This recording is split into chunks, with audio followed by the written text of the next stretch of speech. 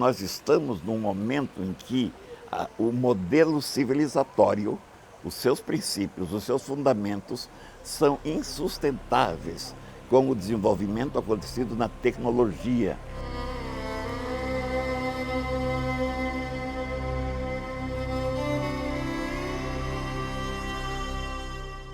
Quem controla essa tecnologia comanda o mundo, e comandar o mundo quer dizer comandar as pessoas, impedir que elas pensem, obrigar que todos pensem da mesma forma, que todos ajam da mesma forma.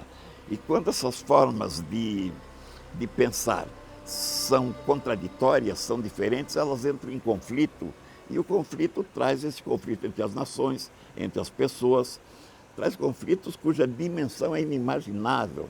Você pode pensar que daqui a 20 anos, uma pessoa qualquer, ou um grupo, ou uma pequena parcela da população, ou de um país, tenha não acesso apenas à bomba atômica que nós estamos acostumados, mas a nível de armas de destruição material, física ou psicológica, intelectual, espiritual, da cultura e das pessoas.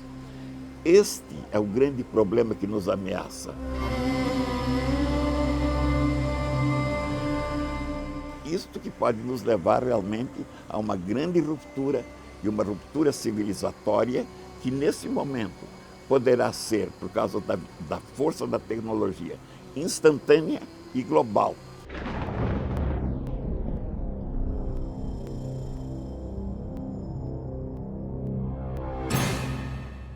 Se imagina de imediato que será um fim de mundo, que vai haver um cataclisma planetário, vai ter uma destruição, mas não é só a destruição física que pode acontecer, pode ser biológica na medida em que você cria situações ecológicas de tal dimensão que torna a vida inviável nesse planeta. Mas também pode ser a desestruturação dos valores, das formas de convivência humana, mas pode ser também simplesmente a destruição ética, moral, dos comportamentos, e isso quer dizer da cultura ou da civilização. E o homem levou milhões de anos, a espécie humana, para chegar a determinados valores, para chegar a determinados compromissos de convivência.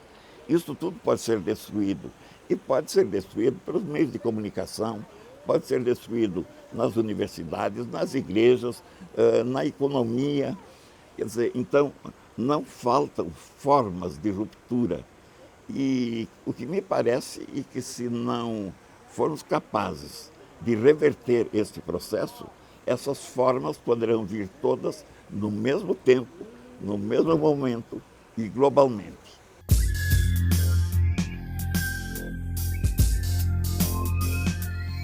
Fernando Pessoa, poeta português, ele tem 5 ou 6 poemas em torno daquilo que ele chama a dor de pensar. Eu digo que essa dor de pensar é muito maior para pensar diferente.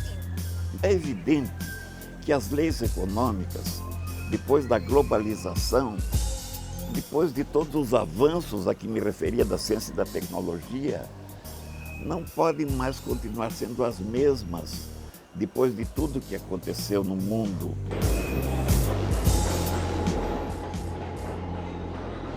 Mas há uma certa preguiça nas instituições, nas universidades, nas empresas, na área política, de se pensar modelos diferentes. Então existe muita crítica, existe muita acusação aos modelos atuais. Mas aonde estão as proposições? Aonde estão o que se deve fazer? Onde está a resposta para isto? Então, creio que é esta preguiça intelectual, né, sobretudo, que está lá no fundo, deste atraso de uma coisa em relação à outra.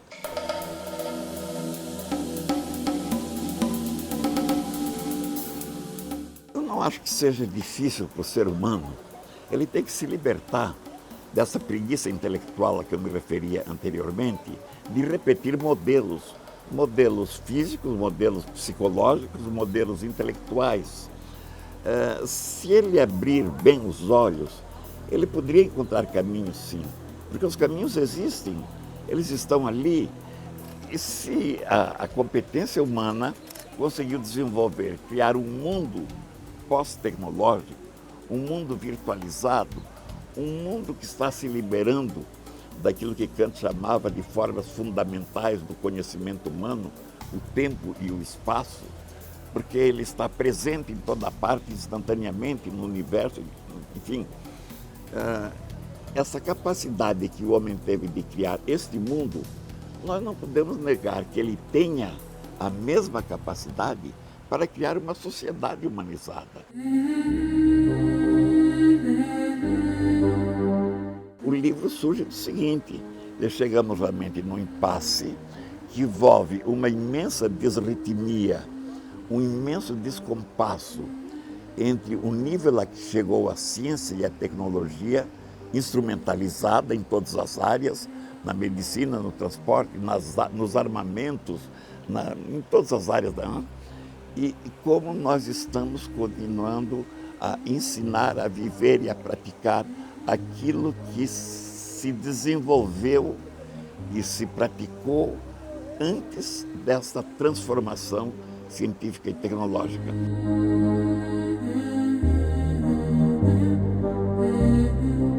Há um novo fenômeno paralelo a isso, que eu chamo no livro de massa de consciência. Em toda a história, jamais se viu as multidões irem às ruas para exigir a paz. No entanto, hoje as multidões, em vez de ir à rua para exigir a guerra, a vingança, vão às ruas para exigir a paz. Quer dizer, existe uma massa de consciência cuja síntese eu coloco como na participação e na solidariedade. Uma nova sociedade desconcentrada que há de ser o fundamento de uma nova civilização. E depois uma sociedade solidária, isto é, onde as pessoas, ao invés de competir e se destruir mutuamente, saibam que realmente é possível ser feliz, cooperando, sendo solidário, de modo que os fundamentos desta nova sociedade estão ali para quem percebe, primeiro, que o fenômeno que nós estamos vivendo não é apenas um fenômeno econômico ou um problema, uma questão financeira, ou de juros altos, ou de flutuação de câmbio, que os problemas não são apenas de competir para vencer o outro, mas o que a humanidade quer para a sua felicidade, para onde ela caminha em função da felicidade, é exatamente a participação e a solidariedade.